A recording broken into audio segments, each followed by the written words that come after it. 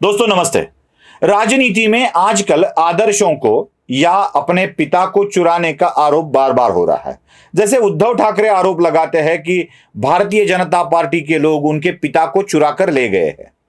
चलो ठीक है, उद्धव ठाकरे आरोप लगाते हैं कि उनके पिता बाला साहब ठाकरे ने शिवसेना की स्थापना की थी, इसलिए शिवसेना उनके बाप जादा की प्रॉपर्टी है और ये बाला साहब ठाकरे की शिवसेना चुरा कर ले गए, बाला साहब ठाकरे को भी चुरा कर ले गए। उद्धव ठाकरे ये अक्सर आरोप लगाते हैं। साथ ही साथ कांग्रेस भी भारतीय जनता पार्टी पर आरोप लगाती आई है कि भारतीय जनता पार्टी आदर्शों को चुरा ले जाती है। जैसे सरदार वल्लभ भाई पटेल का पुतला खड़ा कर दिया नरेंद्र मोदी जी ने गुजरात में, तो आदर्शों को चुरा लिया ऐसे कहा जाता है। नेताजी सुभाष चंद्र बोस की बात भी भारतीय जनता पार्टी बड़े जोर शोर से करती है, तो कांग्रेस वालों को लगता है कि नेताजी सुभाष चंद्र बोस उन्हीं अकेले की विरासत थे। भारतीय जनता पार्टी का कोई स्वातंत्र युद्ध में था ही नहीं। वैसे मुझे कुछ कुछ याद आ रहा है, मेरी भी उम्र स्वतंत्रता के पहले की होगी शायद, कुछ कुछ याद आ रहा है। भारतीय स्वतंत्रता का युद्ध जब चल रहा था तब उस वक्त बहुत सारे लोग इस युद्ध में शामिल थे। बहुत सारी जगह पर भिन्न भिन्न जगह से काम कर रहे थे। इस स्वातंत्र युद्ध के अग्निकुंड को हमेशा प्रज्वलित रखने के लिए उद्धव ठाकरे बहुत आगे थे। मतलब उद्धव ठाकरे इस स्वातंत्र युद्ध के अग्निकुंड को प्रज्वलित करने के लिए अपने बाणों के द्वारा अग्नि प्रज्वलित करते थे, वाग बाणों के द्वारा अग्नि प्रज्वलित करते थे। ऐसा भाषण करते थे कि हजारों लाखों नौजवान उद्धव ठाकरे का भाषण सुनकर स्वतंत्रता के युद्ध में टूट पड़ते थे। जितेंद्र आव्हाड भी उन्हीं में से एक थे। जितेंद्र आव्हाड लोगों के मन में ऐसा परिवर्तन लाते थे कि लोग स्वतंत्रता के युद्ध में उमड़ पड़ते थे। जब महात्मा गांधी ने दांडी यात्रा निकाल ली थी ना, तब शरद पवार उसमें सहभागी थे। बापूजी के साथ साथ चलने वाले कुछ गिने चुने लोगों में शरद पवार भी शायद रहे होंगे। तब राहुल गांधी बाल सत्याग्रही के रूप में वहां थे।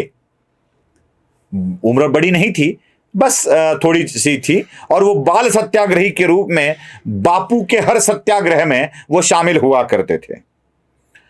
आपको पता है राहुल गांधी अब आजकल उम्र के अब इस पड़ाव में बूढ़े होने के बाद कभी कभी कुछ भूल जाते हैं। भाषण करते करते जो बात पहले कर रहे हैं वो छोड़ देते हैं और अलग ही कुछ करते हैं। इसका कारण क्या है आप जानते हो?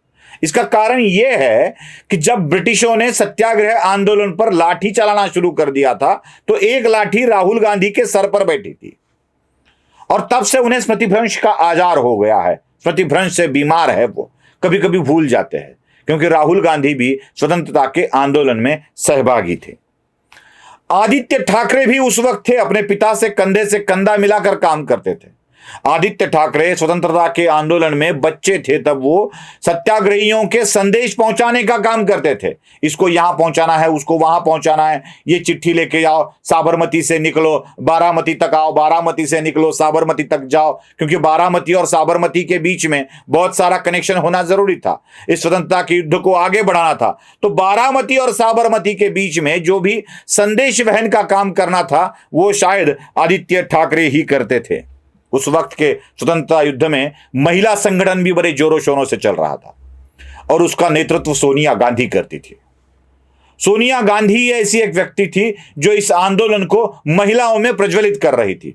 बापू की वो देन थी, बापू ने उन्हें इतना इतना प्रभावित कर लिया था कि सोनिया गांधी भी उस आंदोलन में सहभागी हुई।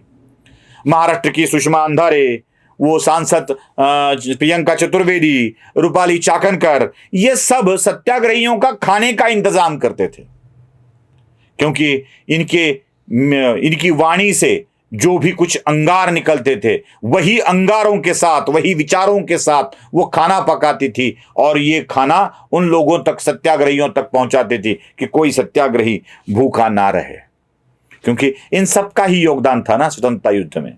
बाकी बीजेपी वाले तो अब के हैं, नरेंद्र मोदी क्या, अटल बिहारी वाजपेयी क्या, लाल कृष्ण आडवाणी क्या, ये अब के हैं, इनको क्या पता है?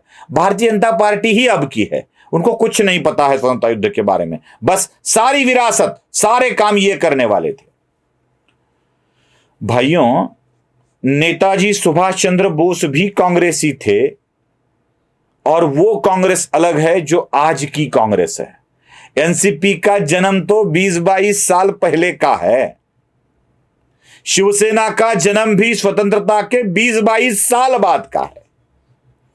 मतलब राष्ट्रवादी कांग्रेस का जन्म हुआ, उसको 20-22 साल हो गए, और स्वतंत्रता मिलने के बाद 20-22 साल बाद शिवसेना का जन्म हुआ।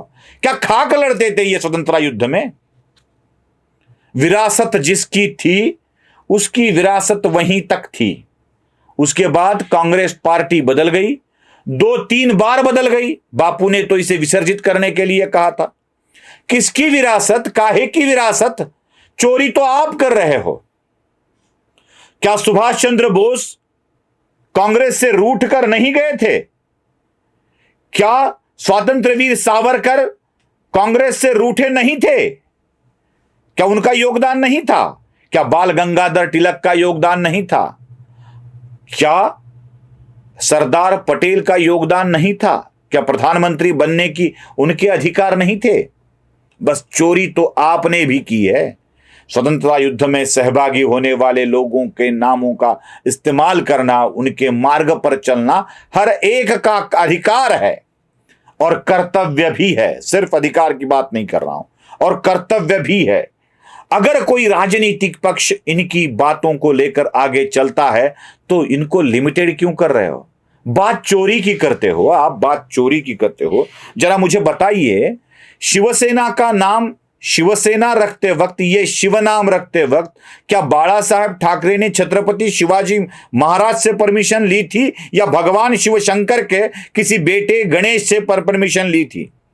क्या आके उन्हें सर्टिफिकेट दिया गया था, you can use our father's name as your institution name और योर पॉलिटिकल पार्टी नेम?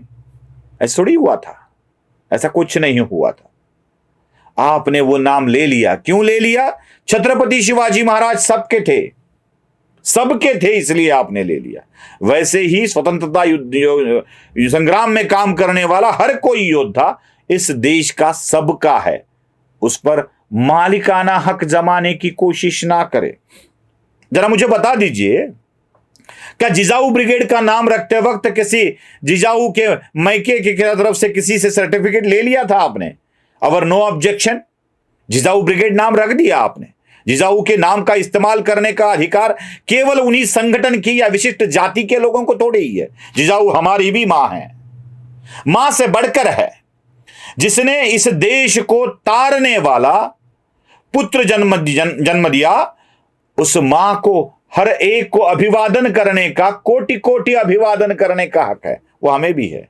आप प्राइवेट लिमिटेड कर रहे हो और कहते हो जिजाऊ को चुरा लिया। संभाजी ब्रिगेड नाम ऐसे ही आपने रखा है। क्या उस संगठन को नाम देते वक्त आपको याद नहीं आया कि संगठन को नाम कैसे देना है? क्या उसका परमिशन ले लिया था आपने? नहीं ना भाई। प्रतीकों की, आदर्शों की चोरी नहीं किया करते, उनका अनुनय किया करते। बस आपने उसको प्राइवेट लिमिटेड बना के रखा था। दिक्कत यही है, आप अपने बापजादा की प्रॉपर्टी समझते गए और दूसरों को इस्तेमाल करने का अधिकार नहीं दिया। सो प्लीज अभी चोरी का आरोप मत कीजिए, वरना आप भी चोर सिद्ध हो जाएंगे। नमस्ते।